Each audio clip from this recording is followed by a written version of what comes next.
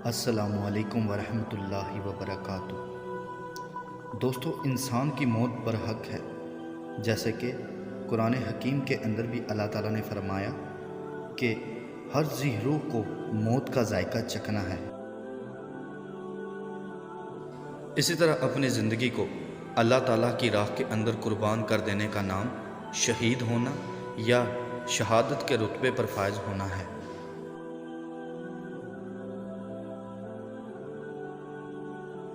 لیکن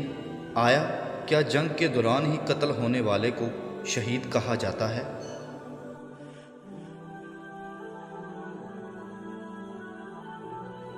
اسی طرح اس موضوع پر کافی ساری احادیث موجود ہیں جن میں آپ صلی اللہ علیہ وآلہ وسلم نے جنگ کے اندر قتل ہونے والے کو شہید اور باقی صورتوں میں بھی جن پر موت واقع ہوئی ان کو بھی شہید کہا ہے۔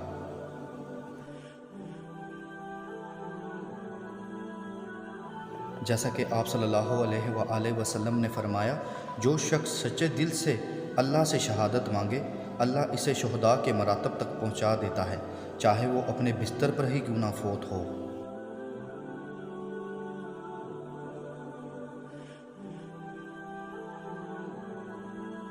لیکن اسی کے ساتھ ساتھ ایک حدیث کے اندر آپ صلی اللہ علیہ وآلہ وسلم نے وعید بھی سنائی کہ جو شخص مر گیا اور جہاد کیا، نہ دل میں جہاد کا ارادہ ہی نہ کیا، وہ نفاق کی ایک قسم میں مرا۔ اس پر محدثین نے یہ باب باندھا ہے کہ اگر اس دور کے اندر تو اب جہاد کی سوائے فورسز کے علاوہ کوئی کنڈیشن نہیں ملتی، لیکن کم از کم انسان کا دل میں ارادہ اور خواہش ضرور ہو کہ اس کو شہادت کی موت نصیب ہو۔ اسی طرح ایک اور ڈیٹیل حدیث کے اندر آپ صلی اللہ علیہ وسلم نے فرمایا، اللہ تعالیٰ نے خود ایسے شخص کی ضمانت دی ہے کہ جو شخص اس کے راستے میں نکلا، میرے راستے میں جہاد، میرے ساتھ ایمان اور میرے رسولوں کی تصدیق کے سوا اور کسی چیز نے اسے گھر سے نہیں نکالا، اس کی مجھ پر ضمانت ہے کہ میں اسے جنت میں داخل کروں گا یا پھر اسے اسی قیام گاہ میں واپس لے آؤں گا جس سے وہ میری خاطر نکلا تھا۔ جو اجر اور غنیمت اس نے حاصل کی وہ بھی اسے حاصل ہوگی، اس ذات کی قسم جس کے ہاتھ میں محمد صلی اللہ علیہ وآلہ وسلم کی جان ہے۔ جو زخم بھی اللہ کی راہ میں لگایا جاتا ہے تو زخم کھانے والا قیامت کے دن اسی حالت میں آئے گا جس حالت میں اس کو زخم لگا تھا۔ اس زخم کا رنگ خون کا ہوگا اور خوشبو کستوری کی، اور اس ذات کی قسم جس کے ہاتھ میں محمد صلی اللہ علیہ وآلہ وسلم کی جان ہے، اگر مسلمانوں کو دشوار نہ ہوتا تو میں اللہ کی راہ میں جہاد کرنے والے کسی بھی لشکر سے مختلف رویہ اپناتے ہوئے گھر میں نہ بیٹھتا، لیکن میرے پاس اتنی وسعت نہیں ہوتی کہ میں سب مسلمانوں کو سواریاں مہیا کر سکوں، اور نہ ہی ان سب کے پاس اتنی وسعت ہوتی اور یہ بات ان کو بہت شاق گزرتی کہ وہ مجھ سے پیچھے رہ جائیں۔ اس ذات کی قسم جس میں محمد صلی اللہ علیہ وآلہ وسلم کی جان ہے، مجھے پسند ہے کہ میں اللہ کی راہ میں جہاد کروں اور قتل کر دیا جاؤں، پھر جہاد کروں، پھر قتل کر دیا جاؤں، اور پھر جہاد کروں، پھر قتل کر دیا جاؤں۔ اس حدیث سے ہمیں واضح پتہ چلا کہ آپ صلی اللہ علیہ وآلہ وسلم کو کتنا شوق تھا کہ اللہ کی راہ میں شہید ہونے کا، اور اس پر آپ صلی اللہ علیہ وآلہ وسلم نے 3 مرتبہ فرمایا کہ میں پھر اللہ کی راہ میں زندہ کیا جاؤں اور شہید ہوں، پھر زندہ کیا جاؤں اور شہید ہوں، اور پھر زندہ کیا جاؤں تو شہید ہوں۔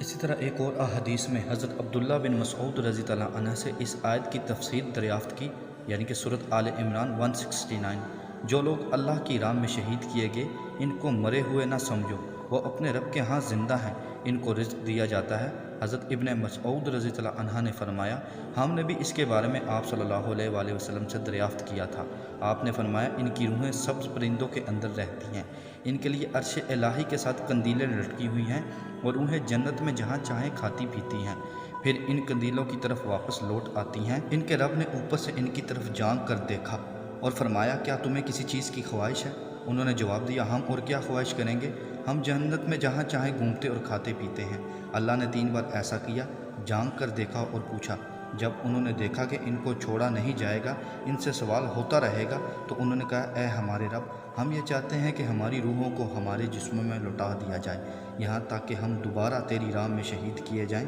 جب اللہ تعالیٰ یہ دیکھے گا کہ ان کو کوئی حاجت نہیں تو ان کو چھوڑ دیا جائے گا۔ اس احادیث سے بھی ہمیں واضح ہوا کہ شہادت کے رتبے پر فائز ہونے کے بعد بھی شہید اللہ تعالیٰ کو یہی کہے گا کہ مجھے واپس دنیا کے اندر بھیج دیا جائے، میں دوبارہ آپ کی راہ میں شہید ہوں۔ اسی طرح ایک اور احادیث کے اندر آپ صلی اللہ علیہ وآلہ وسلم نے فرمایا، ایک بار ایک شخص کسی راستے پر جا رہا تھا، اس نے راستے میں ایک خاردار شاخ دیکھی تو اس کو راستے سے پیچھے کر دیا۔ اللہ تعالیٰ نے اس کے اس عمل کی جزا دی اور اس کو بخش دیا۔ پھر آپ نے فرمایا، شہید 5 قسم کے اشخاص ہیں، ایک طاعون کی بیماری میں مرنے والا، دوسرا پیٹ کی بیماری میں مرنے والا، تیسرا ڈوب کر مرنے والا، چوتھا کسی چیز کے نیچے دب کر مرنے والا، اور پانچواں جو شخص اللہ عز و جل کی راہ میں لڑتے ہوئے شہید ہوا ہو۔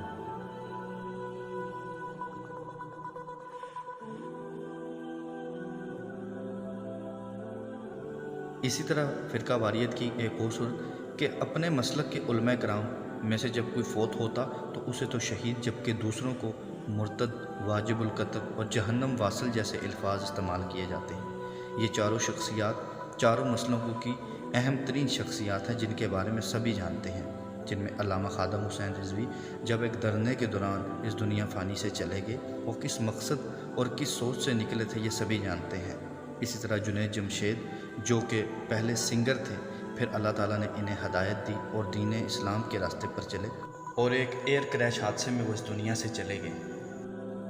اسی طرح احسان لائی زہر صاحب ایک تقریب کے دوران جب ایک دھماکہ ہوا تو شدید زخموں کی تاب نہ لاتے ہوئے وہ بھی اس دنیا فانی سے چلے گئے، اور اسی طرح علامہ ناصر عباس کو بھی فائرنگ کر کے قتل کر دیا گیا۔ ان چاروں شخصیات کو اپنے اپنے مسلک والے شہید تو کہتے ہیں، جبکہ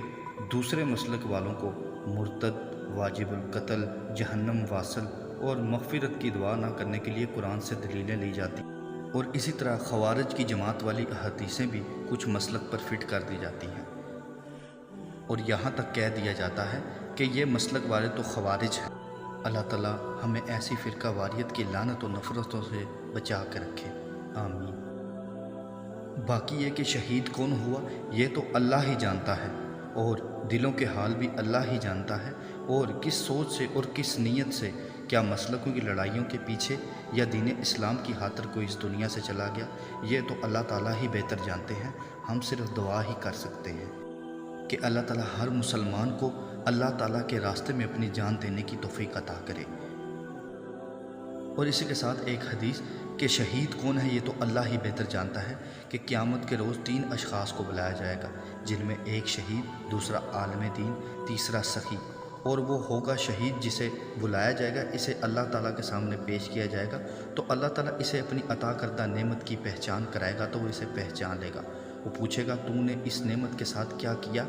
تو وہ کہے گا، میں نے تیری راہ میں لڑائی کی، حتیٰ کہ مجھے شہید کر دیا گیا۔ اللہ تعالیٰ فرمائے گا، تو نے جھوٹ بولا، تم اس لیے لڑے تھے کہ کہا جائے یہ شخص جری ہے، اور یہی کہا گیا۔ پھر اس کے بارے میں یہ حکم دیا جائے گا کہ اسے گھسیٹ کر جہنم میں ڈال دیا جائے، یعنی کہ دکھاوے کی خاطر شہید ہونا، عالم دین بننا اور اپنی سخاوت دکھانا، تو اللہ تعالیٰ قیامت کے دن اس کو گھسیٹ کر جہنم میں پھینک دے گا۔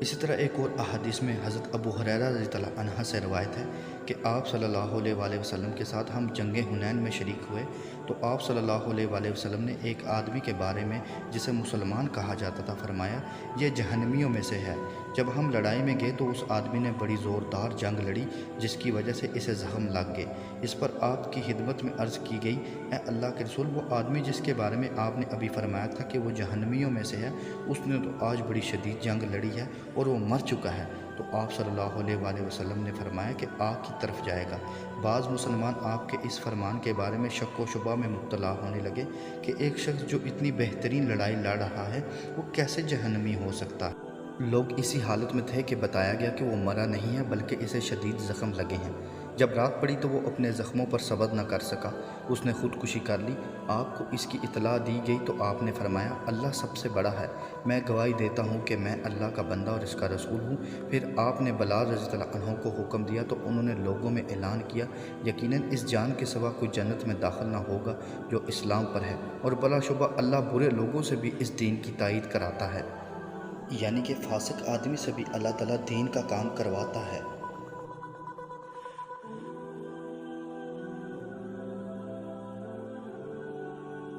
اسی طرح ایک اور احادیث کے اندر حضرت ابو ہریرہ رضی اللہ عنہ سے روایت ہے کہ جب ہم خیبر کی فتح کے بعد ایک وادی القرہ کی طرف چلے اور وہاں پڑاؤ کیا،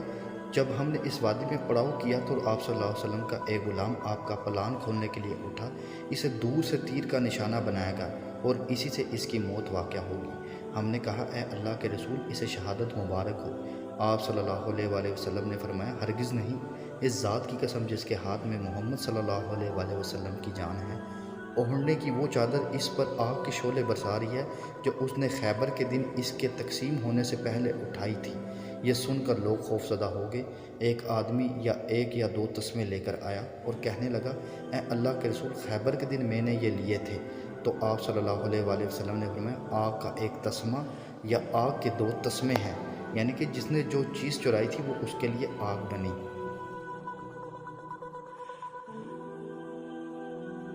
اللہ تعالیٰ ہمیں اپنے دین کو سمجھنے، اس پر عمل کرنے، دوسروں تک پہنچانے اور شہادت کی موت نصیب کرے بنا دکھاوے کے۔ السلام علیکم ورحمۃ اللہ۔